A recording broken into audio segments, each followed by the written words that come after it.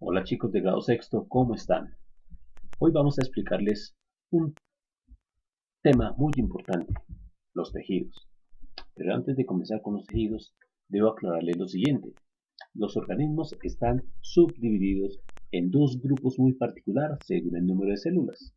Vamos a encontrar a los organismos unicelulares. Estos organismos se caracterizan porque están constituidos por una célula y estructuralmente son muy sencillos. Las bacterias, los microbios, por ejemplo, este de acá, que tiende a ser un parásito de los seres humanos, el trypanosoma, o, por qué no, las amebas, que también tienden a ser parásitos de los seres mayores. Después vamos a encontrar el segundo grupo que son los organismos pluricelulares. Estos están constituidos por ya muchas más células, los vertebrados, los invertebrados y las plantas. Lo interesante de estos organismos es que al tener un cuerpo mayor, necesitan que su cuerpo esté organizado en equipos de trabajo. Esos equipos de trabajo son los que nosotros vamos a denominar los tejidos. Bueno, ¿y qué pasa con los tejidos? Lo primero que ocurre en los organismos pluricelulares es que después de la fecundación, que es el encuentro del espermatozoide, que es el gameto masculino, con el óvulo, con el gameto femenino, se genera un amasijo de células que se conoce con el nombre de embrión. Dentro del embrión hay muchas células que ya están programadas genéticamente y gracias a esa programación se diferencian en varios tipos. Se pueden diferenciar en células de transporte, se pueden diferenciar en células para el movimiento o se pueden diferenciar en células sensoriales. ¿Qué sucede con estas células? Atención, cuando nuestro cuerpo, en el caso de los animales, se está desarrollando, estas células generan cuatro tipos. ¿Cuáles son? El tejido conectivo, el tejido epitelial, el tejido nervioso y el tejido muscular. Esos son los cuatro tipos principales de tejidos que se generan entonces en los organismos de tipo animal. Pero la cosa no termina ahí. Los tejidos, que son grupos de células con funciones especializadas, por ejemplo, si nos miramos acá en el tejido muscular, son muchas células cuya función es el movimiento de nuestro cuerpo. O porque no hablamos del tejido epitelial, son también muchas células cuya función es recubrir nuestro cuerpo y los órganos internos. O porque no hablamos del tejido conectivo, cuya función es sostener el cuerpo y ayudar también para el transporte de sustancias dentro de nuestro interior. O si no, ahí tenemos también a las neuronas, el tejido nervioso, nuestro tejido sensorial. ¿Listo? Cuando nuestro cuerpo está creciendo, se está desarrollando, muchas células de ellas van proliferando.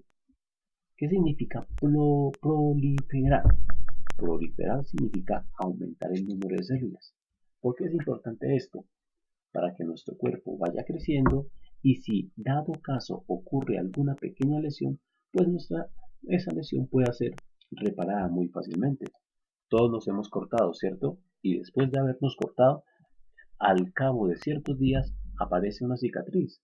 Es porque nuestras células han hecho mitosis y han recuperado esa sección de nuestro cuerpo que se ha dañado. A veces, cuando la lesión es muy grande, pues se demora mucho más nuestro cuerpo en sanar. El proceso que permite que ocurra eso se denomina como la mitosis. La mitosis es un proceso de reproducción celular que va a permitir precisamente que el número de células que constituye un cuerpo pueda aumentar. Eso precisa o permite que las células de los tejidos vayan aumentando su número mientras otras van muriendo. La mitosis está dividida en cuatro etapas. Tenemos la profase, la metafase, la anafase y la telofase. Lo interesante de esto es que aparece otra etapa por acá que se conoce con el nombre de la interfase. La interfase no hace propiamente parte de la mitosis, sino que todo este conjunto se conoce con el nombre de ciclo celular, es decir, el ciclo de vida de una célula. Simplemente la interfase es un estado funcional de la célula, donde la encontramos haciendo parte de su labor para la que fue programada. Mientras que la otra etapa, que es la mitosis propiamente dicha, profase, metafase, anafase y telofase, es la etapa o son las etapas encargadas del proceso de división celular o reproducción de la misma célula. Comienza con la profase. En la profase vamos a encontrar algo interesante, pero para ello necesitamos identificar varias cositas. La primera, si ustedes observan esta estructura, son los centriolos. Y acá encontramos nuestro núcleo rodeando al material genético, que son estas tiras de colores que se encuentran acá, el ADN, empaquetado en pequeñas cápsulas llamados los cromosomas. Cuando comienza la profase, la membrana nuclear empieza a romperse y desaparecer. Mientras se va desapareciendo, estas dos estructuras que son los centriolos también se dividen en dos. ¿Listo? Cuando termina la profase, nos metemos inmediatamente en la metafase. ¿Qué ha ocurrido? Miren qué pasó con los centriolos. Se ubicaron al lado y lado de la célula. Uno arriba, otro abajo, lo que nosotros denominamos los polos celulares. Aparte de eso, los cromosomas que estaban dentro del núcleo se ubican en el plano ecuatorial. Le llamamos plano ecuatorial porque es exactamente la mitad de la célula. Es como cuando nosotros en el globo terráqueo nos dicen el paralelo del ecuador. Recuerden que el paralelo del ecuador es el que divide imaginariamente a nuestro planeta en dos hemisferios. ¿Listo? El hemisferio norte y el hemisferio sur. Lo mismo pasa aquí dentro de nuestra célula. El plano ecuatorial me divide la célula en el polo norte y en el polo sur, ejemplificando, ¿no? Después pasamos a la anafase. ¿Qué ocurre en la anafase? En la anafase, si tú te das cuenta, la célula empieza a elongarse o alargarse. Mientras se va elongando, los cromosomas que estaban en la mitad se empiezan a separar uno del otro en cromosomas hijos. ¿Listo? Y mientras ocurre eso, la membrana celular empieza a estrangularse aquí en la zona de la mitad, estrangularse, pasando a la siguiente etapa llamada telofase. La estrangulación es mucho más visible aquí en esta zona. Empieza a reaparecer el núcleo encerrando en las dos células hijas, el material genético, hasta que al fin se generarán dos nuevas células que son exactamente idénticas a esta que se encuentra acá. Eso es lo típico en el proceso de la mitosis. Miremos una gráfica. Ahí tenemos los dos centriolos, la profase.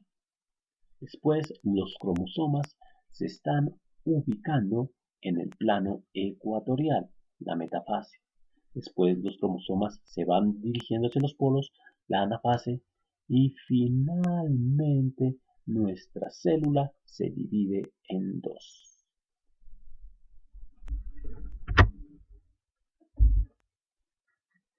Continuemos entonces. Ahora sí, hablemos de los tejidos propiamente dichos. Como les había indicado, los organismos pluricelulares están constituidos por tejidos.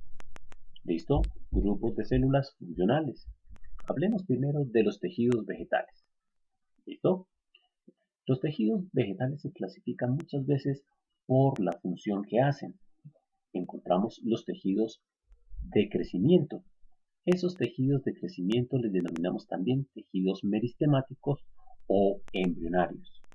La característica típica de los tejidos de crecimiento es que son los que le permiten a la planta crecer. Los que le permiten a la planta crecer en esta dirección, es decir, hacia arriba, se conocen con el nombre de meristemos apicales y se encuentran ubicados en los brotes de las yemas, en las puntas superiores de las ramitas y de los tallos. Se llama como meristemo apical. Bien, Después encontramos el segundo meristemo, que su dirección de crecimiento es hacia abajo. Adivinen dónde creen estar. Adivinen no. ¿Dónde creen ustedes que está? Sí, efectivamente, en la raíz. Y ese meristemo le denominamos meristemo radicular.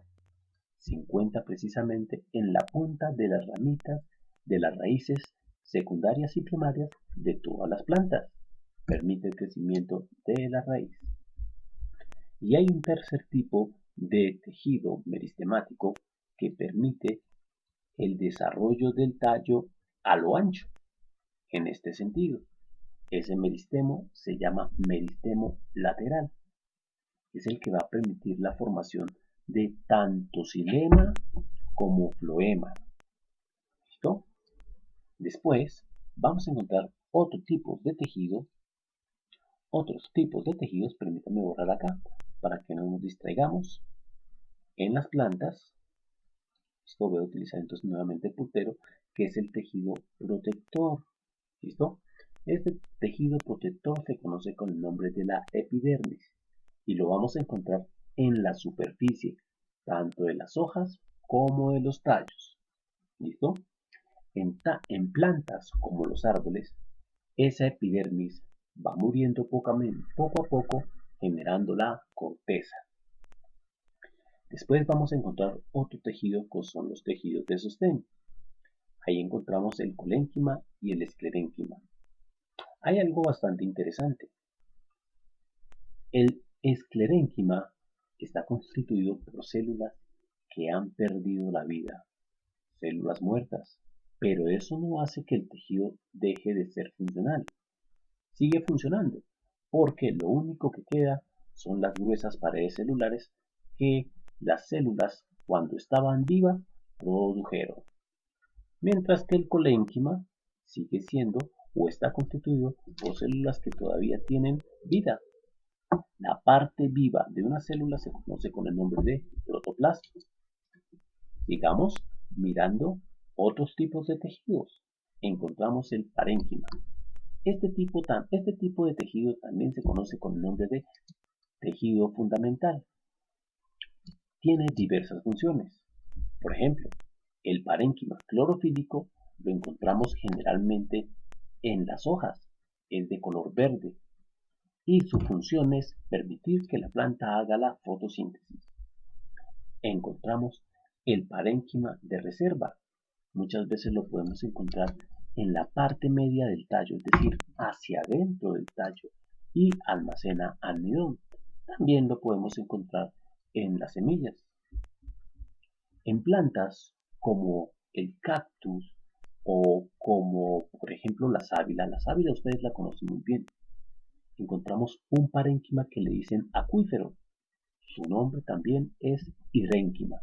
Su función es almacenar grandes cantidades de agua para que nuestra planta no se vaya a morir. En otras plantas, como la que llaman Victoria regia, esa planta que está constituida por una hoja gigantesca flotando encima del agua, tiene un parénquima muy particular que se llama parénquima aerífero. Ese parénquima permite la libre circulación del aire en los tejidos corporales de la planta para que ésta no se vaya a ahogar o las plantas que son generalmente flotantes no se vayan a hundir. Están los tejidos secretores que generalmente los podemos encontrar en la base de las hojas o en los tallos que generan sustancias que le permiten a la planta poder repeler a insectos que puedan ser parásitos o poder reparar las heridas que hayan sido causadas por traumatismos mecánicos. Por ejemplo, cuando nosotros sin querer rompemos una ramita del árbol o de la planta, o de pronto cuando los pájaros carpinteros hacen un pequeño hoyo y no lo terminan. Ahí empiezan los tejidos secretores a secretar una resina que es la encargada de recuperar esos tejidos. Y finalmente tenemos los tejidos conductores, el xilema y el floema. Supremamente importantes porque ellos son como las venas y las arterias de nuestro cuerpo. El xilema ayuda a movilizar todas las sustancias desde la raíz. Voy a hacer un pequeño esquema, perdón, desde la raíz hasta las hojas en esta dirección, hacia arriba, desde la raíz hacia las hojas, el xilema, porque el xilema recoge todo el agua, los compuestos nitrogenados, las sales que se encuentran en el suelo para llevarlas hacia las hojas, el xilema. Y encontramos el floema. Voy a cambiar el color para el floema. Utilicemos el color verde. El floema coge las sustancias desde la hoja y las reparte por todo el cuerpo de la planta. ¿Listo? Vuelvo y repito. El floema coge las sustancias y las reparte por todo el cuerpo de la planta. ¿Listo? Es decir, que el sentido de dirección del floema va desde las hojas a todo el cuerpo de la planta, mientras que la del xilema va desde la raíz hacia las hojas. Permítame borrar, por favor. Si voy muy rápido, puedes detenerte y puedes regresar para poder entender la explicación. Regresemos aquí a mi tintero láser. Bien, esos serían los tejidos vegetales. Aquí adelantico tengo una gráfica donde podemos ver cómo están asociados esos tejidos vegetales. Entonces veamos de esta manera. Como les decía, tejido epidérmico lo vamos a encontrar en la superficie de las hojas, en la superficie de los tallos. Pero en plantas de mayor tamaño como los árboles, el tejido epidérmico va muriendo formando la corteza. ¿Listo? Tenemos el tejido meristemático que lo encontramos en las puntitas de las ramas o de los tallos, que permite la elongación o alargamiento de las ramas y los tallos. Tenemos el tejido parenquimático o fundamental, que se encuentra en lo más interno de nuestras hojas, en lo más interno de las ramas y de los tallos. En las plantas herbáceas, es decir, las que no son tan grandes como los árboles, tienen una gran cantidad de tejido parenquimático. En los árboles, el tejido parenquimático ha sido reemplazado por el leño o la madera. ¿Listo? Por otro lado, vamos a encontrar también el tejido conductor, el xilema y el floema. En el caso de los árboles, la mayor parte del tejido que constituye el cuerpo del árbol, el leño, está constituido por xilema. La palabra xilema viene del griego xilos, que significa leño. En esta zona, que está de color más o menos cafecito claro, encontramos el floema. ¿Listo? Algunas plantas generan un tejido protector que se conoce con el nombre de suber. Un árbol en especial, llamado el árbol del alcornoque, genera gran cantidad de suber, que es el que nosotros le conocemos con el nombre de corcho. Sigamos mirando los tejidos. Finalmente, vamos a encontrarnos con los tejidos animales. En los tejidos animales son muy fácilmente clasificables. Comencemos con el tejido epitelial. Ya les había comentado su función anteriormente. Hablemos de cuál puede ser tejido epitelial. El tejido epitelial, un ejemplo de tejido epitelial, ¿listo? Son la piel, las mucosas y las glándulas. Cada uno de ellos tiene una función específica. Por ejemplo, la piel tiene la función de recubrir nuestro cuerpo y junto con el cabello formar el tejido tegumentario que va a protegernos de las inclemencias del clima. Después encontramos las mucosas. Un ejemplo de la mucosa la encontramos en la cara interna de nuestra boca. Si tú pasas tu lengua por la parte interna de tu boca, vas a encontrar que es húmedo. Eso es una mucosa y su función es generar cierto mucor para proteger ese tejido. Después encontramos las glándulas. Las glándulas supremamente importantes porque ellas son las encargadas de generar sustancias químicas que son utilizadas por nuestro cuerpo. Un ejemplo, las glándulas salivales. Estas se encargan de producir la saliva. ¿Listo? Ese proceso de producción de saliva le llamamos secreción. La palabra secreción significa producir para utilizar. Después vamos a encontrar el tejido nervioso. ¿Qué pasa con el tejido nervioso? Básicamente está constituido por un único tipo de células, las neuronas. Ellas se encargan de transmitir los estímulos y los impulsos para que nuestro cuerpo pueda reaccionar ante las diferentes situaciones que el medio ambiente nos produzca, los famosos estímulos. Recuerden, chicos, ¿qué es un estímulo? A ver, si me lo dicen, yo sé que lo saben. Toda la información que llega del medio ambiente hacia nuestro cuerpo es lo que nosotros denominamos un estímulo. Y el tejido nervioso se encarga de permitir que esos estímulos nos den informaciones que nuestro cuerpo puede utilizar en su beneficio. Después vamos a encontrar el tejido muscular. El tejido muscular básicamente son los músculos. Ahí vamos a encontrar el famoso músculo esquelético. Ese músculo esquelético es el que constituye el mayor volumen de tejido dentro de nuestro cuerpo. El bíceps, los abdominales, los pectorales, esos músculos que los levantadores de pesas les gusta hipertrofiar, es decir, superdesarrollar, son músculos de tipo esquelético. El músculo visceral o liso es un músculo que nosotros vamos a encontrar en la túnica muscular de todos nuestros conductos corporales. ¿Listo? Y finalmente vamos a encontrar el tejido cardíaco, músculo cardíaco, que es el que constituye el cuerpo de nuestro corazón.